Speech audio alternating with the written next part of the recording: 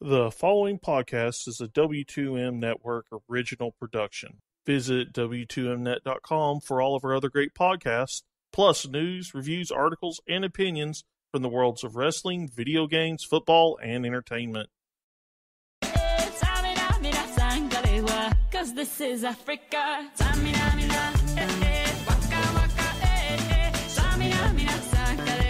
This time for Africa.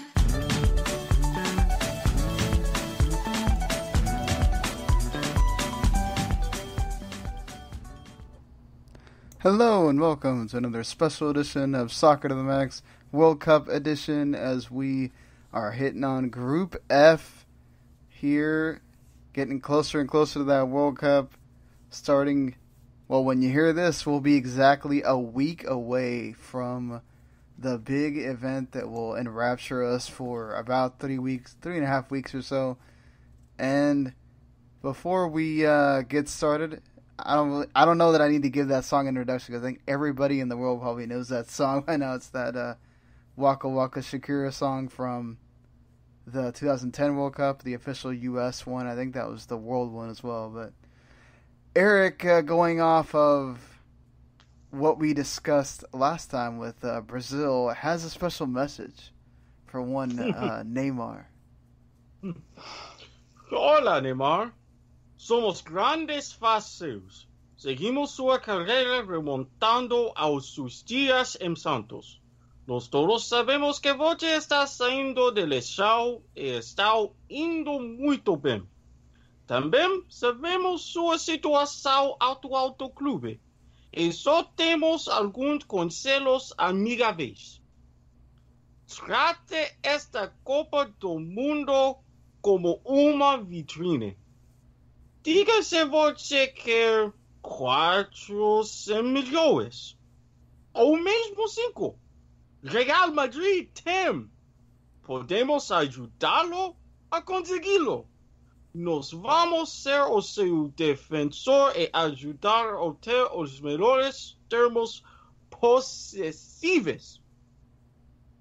Tudo o que pedimos é apenas 3% da taxa de venda e contrato. 3%? Como o show Netflix. Não é? Mas sério, 1% para cada de nós. Não mais necessário. Vamos apresentar o nosso melhor arremesso para todos os clubes, e tudo que você tem a fazer é sentar e desfrutar do seu barco. Deixe o trabalho para nós. Se você estiver em, ter o seu povo alcançar, até então, orgulho pela seleção. Well, thankfully Spanish is sort of close to Portuguese, so I can understand most of what he said there. Still, that makes one of us. Yeah, Rachel has no idea what happened.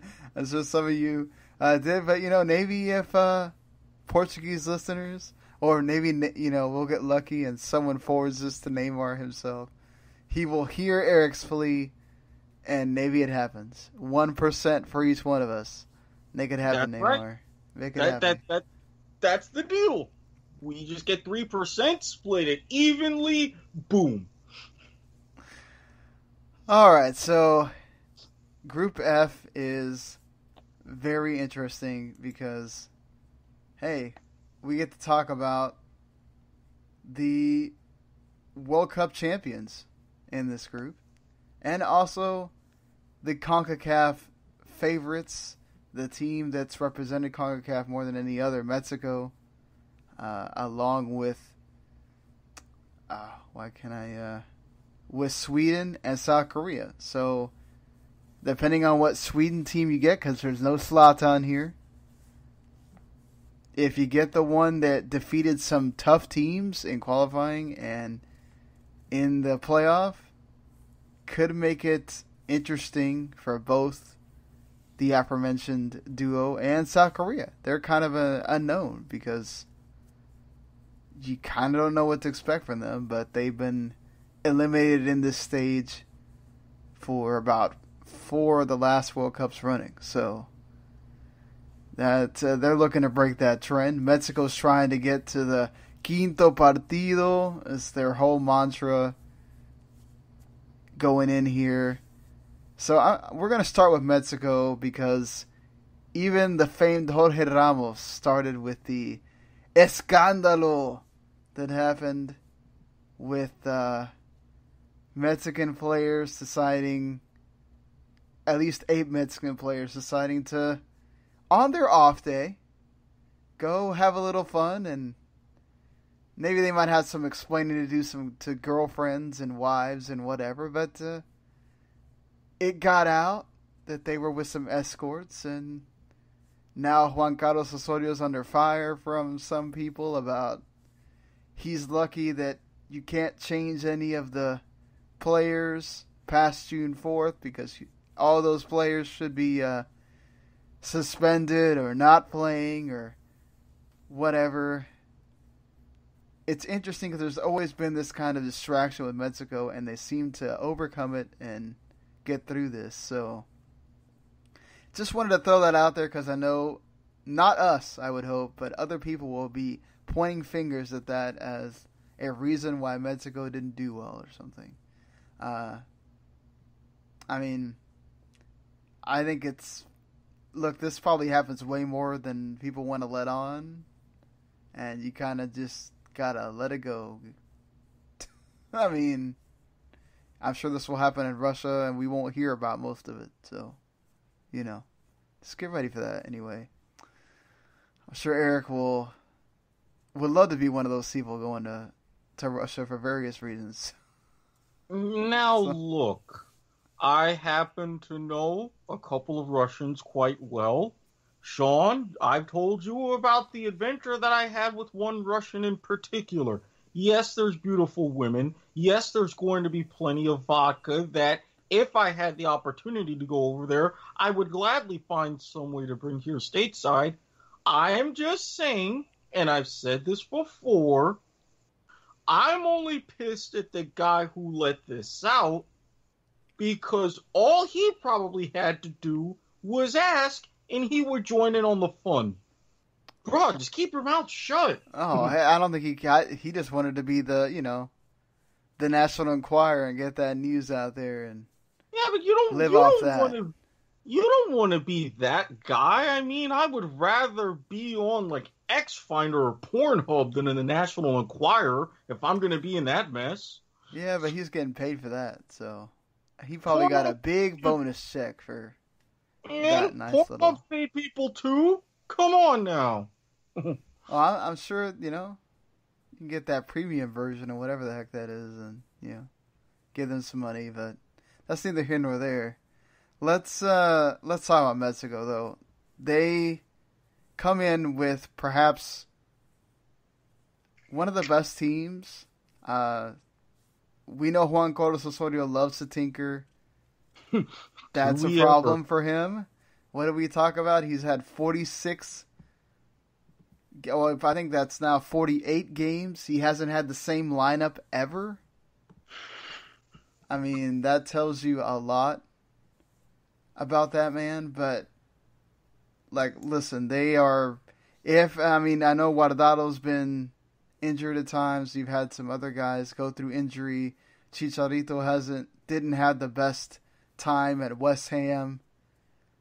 But when these guys put the Mexico shirt on, it's a whole different deal. Memo Ochoa is a terrific keeper. He went abroad and has continued to do that. Carlos Salcedo's playing in Germany. You've got Miguel Layún, who's playing in Spain. Those guys are going to be key. You have Hector Herrera.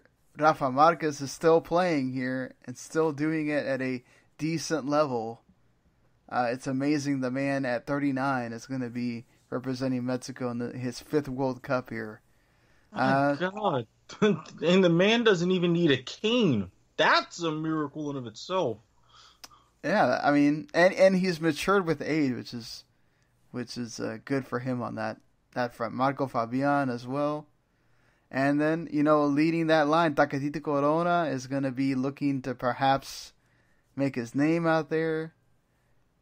And the guy I've heard most chatter about is Edwin Lozano, who plays with PSV Eindhoven right now. A lot of clubs are waiting to go after him. So let's see if that happens for him. But honestly, like, with all the whatever with Osorio and all this, Mexico always, even if they give you a scare at the beginning, they find a way to pull it out and get out of groups. And they actually have a pretty decent history with Germany of facing them many times in tournaments and holding their own. So that first game that they have against Germany, they can pull out a draw. They set themselves up really nice for the rest of this, because the South Korean team, they're going to be basing it all around one player. And Sweden is really about a team concept, but they're not... This is not like a sack Sweden team either. And when we get into the world champions, when Rachel gets there, it's... Talk about another team that's like, good lord. But... Yeah, for me... This is a two-team group, honestly. It really is, and even with everything going on, there is a method to El Profesor's madness. And with all of the recent heat that he's been getting, I'm pretty sure he knows if you don't get to El Quinto Partido, you're unemployed. So I think he's going to put his best tinkering hat on, get in front of the whiteboard, and be like, okay, this is what we need for these games to get our 7 points, set us up for a good knockout run. Fair enough on that one. Do you kind of see the same thing, Rachel? Mexico just... I think you said it best when you said that there's a two-team group here. I can't see a World Cup without Mexico making it to the knockout stages. I think the whole whatever this is, the escorts distraction thing, it'll blow over. Because at the end of the day, the World Cup starts. The World Cup starts, and oh my God, Jesus! God damn it. I hate both of you so much. Because I don't hear Erik laughing, but I know Erik's thinking it. Yo, no, he was the first one laughing. Oh my God! I'm sure there was a lot of blowing going on. So. Oh.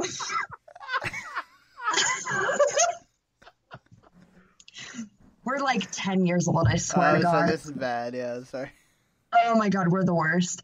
Also, Erik, if you find a way to get to Russia, let me know. I'm in it for the vodka. I'm straight, so I hope they have beautiful men. But anyway. I'm sure they do. Well, that Russian men's national team is filled with them, so a week. We have to have the resident Russian in Russia. That would be a moment. Yeah, I just get my passport all set up. That's the first hurdle. I mean, anybody, come on, go fund me something. I don't even know what I'm. After that comment, I'm done. There's my thoughts. Well, Rachel, I'm going to give you a little bit of a reprieve here. Erik, there is some good things about Sweden. Like I mentioned, they got through a really rough Group A. They were able to go above Netherlands to get into second place, just behind France. They beat Italy. I mean, this is Italy, many-time world champion Italy, to advance. And now you're here in the World Cup, and the coach did the right thing, and John Anderson, and staying with the guys that brung him.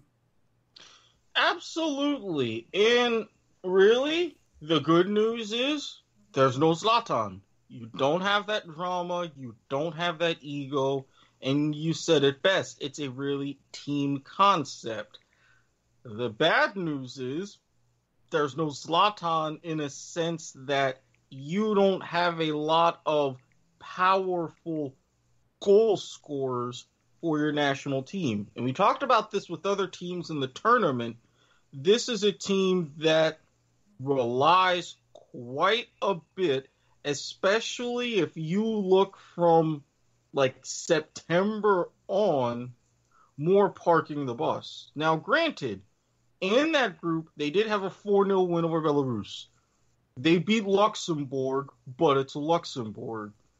And even though they finished above the Netherlands, the Dutch still beat them right on the heels of that playoff. So you're talking about a little bit more defensive leaning, and see, could a guy like Ola Toivonen or Marcus Berg, can they nick a late goal to get themselves some points? They're really in for a shout. I think that they can, but you have a lot of caps, especially in the midfield, but if they don't have that right mix of defenders, it could be very problematic. Hey, and they have a Seattle Sounder on their squad, Indeed. Gustav Svensson as well. So, Woo! Rachel can cheer for him as they don't have to think about. She doesn't have to think about what Seattle's doing. I mean, they're still relying on Sebastian Larsson, who I feel like has been there. You can still count on him at times, but I don't know that he's your go-to guy there. Emil Forsberg has been doing pretty well at RB Leipzig, so that's another guy to watch out there in the midfield / sort of striker role. And a Victor Lindelof at Manchester United. Martin Olsen, even though Swansea went down, putting on the shirt, a different deal. I think defensively they have that. Mm-hmm. But it's so difficult with the team, at least, again, Germany, Mexico, to be sitting there thinking you're going to be able to do that the whole time. Granted, Right. you might against one, but not both. And even then, all it takes is that one goal and you're just ultra deflated. Yeah, and if anything, I would give them a slight advantage because of a lot of guys that are playing club football in Germany, in Belgium, and around that part of Europe. I think that they would do fare much better against Germany, but you put too much effort into that Germany game, and then with Mexico, yeah, slight risk of getting your doors blown off. Well, number one, they have to beat Korea. Yes. They get a draw with Well, Korea. I that's- think they might as well just... I'm not saying they might as well give up because anything can happen, but you put yourself in a hole. You have to beat Korea. And then after that, you got to see where you can get a point. Or hope that Mexico just gets a freak loss. Maybe you can beat Mexico and maybe you can pull one on Germany or something. But yeah, that first game for them is super important. As is, you could say the same for South Korea as well. That's a game that they have to win if they want to do anything. Whoever loses there, I think you're really, really up against it, having your two toughest opponents after that. And yeah, South Korea runs into the problem of this is their 9th World Cup in a row, which is a feat in of itself, but they did not have the greatest of World Cup qualifyings. They weren't in... I mean, Syria had a run that I don't think a lot of people were expecting. And they also finished behind Iran. They were barely able to finish ahead of Syria to qualify. And then you're here, and yes, you have Son Heung-min from Tottenham to be your main man. But that's kind of... You're basically... This is like Egypt or We'll talk about Tunisia, who's missing their guy that you would have built the team around. It's like pretty much Son Heung-min better be on, or this is going to be a very woeful World Cup possibly for South Korea. I was surprised that they didn't bring the guy who plays for Seattle along, Kim Ki-hee. I was very surprised that they didn't bring him to the World Cup because he was with them all throughout World Cup qualifying, and he hasn't, despite the record Seattle has, he hasn't been bad for them this year. Yeah, he's been pretty good, and Ki Sung-ying from Swansea's always somebody you can rely on, also there in the midfield, but yeah, I'm looking at Korea possibly having to rely on their keeper making saves, on them set pieces, a free kick, something like that. And this could very well be something where teams can just focus on Son for a lot of the game, try to take him out of it, and then it's like, okay, well, somebody else beat us. And it may be extremely difficult for South Korea to do. I don't know, this is not one of their stronger teams. No, this could be, I can't quite say North Korea 2010 kind of bad, but it could come close. Yeah, I mean, technically, again, you're having, it's somebody fighting for second, but for me, I think that first game against Germany and Mexico sets up a lot of what you're looking at here, because it's two top-heavy teams that know each other. Germany's had problems with Mexico before, and, you know, let's say Mexico gives Germany a shock or something. Mexico's sitting pretty. Germany is probably going to go pick apart Sweden and South Korea. Could. Yeah, they easily could, and then imagine what it'll be if they wind up topping the group, which is entirely possible. I mean, at this point, let's let the two of them duke it out, and especially in Sweden's case, maybe they can arrange a friendly between their national bikini team and a team from Russia. That would be fun to watch, because it wouldn't be too much else going on good otherwise. Yeah, you know, you aren't wrong there, Eric. But I mean, Rachel, like, look, Germany's the World Cup champions for a reason. They have this system that has not failed them since it's been implemented. They've been able to just switch out players at will, and they continue to just come up through the system. And it's another one that just has embarrassment of riches here with... It has an embarrassment of riches, but there were some interesting roster selections. Leroy Sané from Manchester City did not get picked up. That was the big shocker.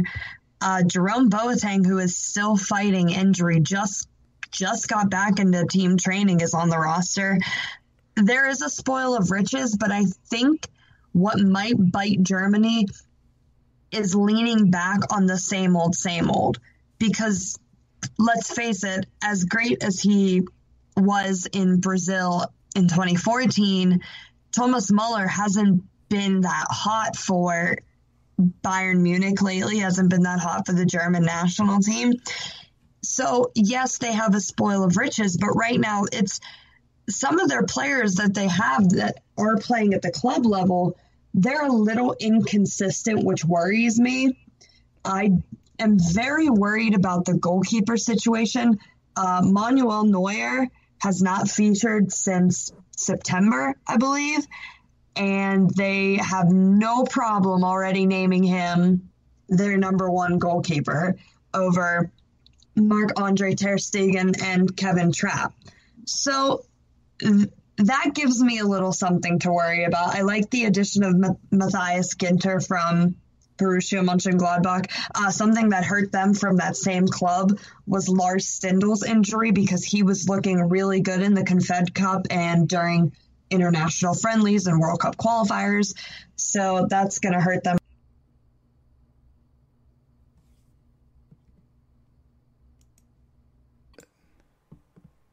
So Lars Stindl's going to hurt the team by being out, but I mean, there's still just so many big names on this roster: Timo Werner, Marco Reus, Mesut Ozil, Joshua Kimmich, Matt Hummels. There's just, you said it best, there's just a whole team of riches here. But I think goalkeeper is where you need to look out for, because of the fact that Neuer hasn't played since September. That could come and bite them. The fact that Mueller hasn't been playing very well recently for Bayern Munich might hurt them. There's a lot of questions in this squad. And when you look at the roster, it's like, oh, well, this is like the cream of the crop. But is that how it's going to look on the pitch? Yeah, that's something to bring up, certainly, because, Neuer could be a bit rusty in that first game, and that could set them back. Obviously, you can put in Marc-Andre ter Stegen, and I think you'd be fine after that. You have the room to be able to get through that first game and just move on, but yeah, I do think this is why you have a Timo Werner there, why you have take your pick in the midfield of who you want to put there to kind of help along if Thomas Muller is not up to snuff. If some of the defenders are, like Jerome Boateng is not ready to go, I think you'll be okay. I still think that perhaps that bothers them once you get past the group stage, you get further in, especially if, say, Germany winds up second and you're looking at facing Brazil in the round of 16, that might be an issue there. But as far as the group stage goes, I think barring some just crazy stuff happening, and with VAR being, and we'll talk about this when we get into the predictions on Sunday, but with VAR being involved for this, and there's always a referee decision that goes wrong or whatever. Barring something crazy like that, it is hard for me to go, oh, Germany's still not getting out of here, with this group the way it is. It's just, yeah. Yeah, and the beauty of it is, with how Germany is set up, they can get away with that more of a midfield kind of control possession game and kind of slowly build the attacks and can still score a couple of goals, especially against Sweden and South Korea. That'll be fine as they figure out the rest of the back and let everything get stable for that potential round of 16 showdown. Yeah, I mean, we did have the previous World Cup champions of Spain go out in the group stage in 2014, so... Boy, was that glorious. Anything is possible, I guess, but I wouldn't count on it here, just because I think the younger generation has already mixed in with this... I wouldn't really say them really kind of old, more of an older generation than, say, the problem that Spain had where the young and old just didn't mix at all. So, yeah, I don't see many problems other than perhaps getting shocked by Mexico, but Sweden and South Korea should be 6 points that they're getting. You go through. Maybe you have a tougher road if you're Germany, but if you want to defend your title, you got to be ready to be able to beat anyone, and I'd still be confident in this squad to get it done, especially if Neuer can still be the Neuer we remember. But even then, I think they have good enough keepers behind him that they will be, just fine. It feels like we kind of said that both about Mexico and Germany, but yeah, just this group feels very top heavy. And, I mean, yeah, Mexico could run into some Osorio-isms getting in the way. Maybe he picks the wrong team and tries to fix it too late or something, and Mexico winds up crashing out somehow. But I don't know. Like you said, Eric, I just think that Osorio knows that pressure's on him. Mm-hmm. And even though I could see the U.S. just going ahead and picking him up because of the familiarity with MLS and all that stuff, I think in order for him to vie for another job, he has to get out of the group stage. Absolutely. Not to mention, that I'm going to just say this. Some American outlaws will say that what you just said is borderline sacrilege, but given the state of things around these parts, you never know. I'm just saying, he's going to be on the short list if he does well. Whether they make it to the 5th game or not, he's going to be. True. Doesn't mean he winds up being the coach, just saying, he's going to be talked about. Yeah, and that is going to be a bitter pill either way. Yeah, honestly, I think this is going to be a fun group to watch just because will Mexico and Germany be on? Will they struggle through trying to get through the defenses of a Sweden or whatever South Korea decides to? They're probably going to bunker in as well. I mean, or will this just be the easy 6 points, 7 points for both, and you get through on goal difference? But it's still fun because if Germany's putting in 4 goals or Mexico's putting in a bunch of goals or some crazy stuff's happening, you're totally into it. So that's what I'm looking forward to. Is maybe it doesn't take much to decide it, but I think still watching the games is going to be entertaining. Absolutely. I mean, especially that Mexico-Germany match could be, it's on paper, one of the matches of the tournament. Whether or not it turns out that way, time will tell. Yeah, so I think that's going to wrap it up for us talking Group F. If you like what you heard, you can also listen to all of our other World Cup group previews. Those are all there. If you subscribe to Soccer to the Max, you get all of them, as well as the one we're going to do right now after this, Group G, the one we'll do on Thursday with Group H, and of course our big predictions show on Sunday.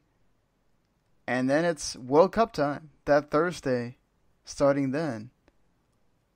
Whether it's all 3 of us or 2 of us or whatever, we'll be here every day talking about the games, and you can listen to us and you can throw out your opinions out there, whether it's on WTMnet.com, on YouTube, on whatever podcast service you use. You can leave us a review, give us those 5 stars if you think we deserve those. And make sure you check out Rachel's articles on Last Word on Soccer. She just released a really good one about the captain's armband and what that means. And also had the big news on Ernie Stewart as well. So, lots to go on there. Of course, we'll have our last regular show on Sunday, focusing more on the American side of things as far as the clubs go. And then we'll kind of take a break till after the World Cup. So, even though NWSL won't and MLS is only taking like a 2-week break, we will, just because it's so much just to watch 3 games a day. That's a lot with all of us working or having other things that we're doing. Gotta remember, that's like 6 hours of soccer that you're getting through, and then sitting down, taking notes, however it is you decide that you want to analyze this thing, and then also having to come on and probably have an hour of talking about that. So, all right, well, in just a little bit, it's Group G, guys. We'll see you later. Peace.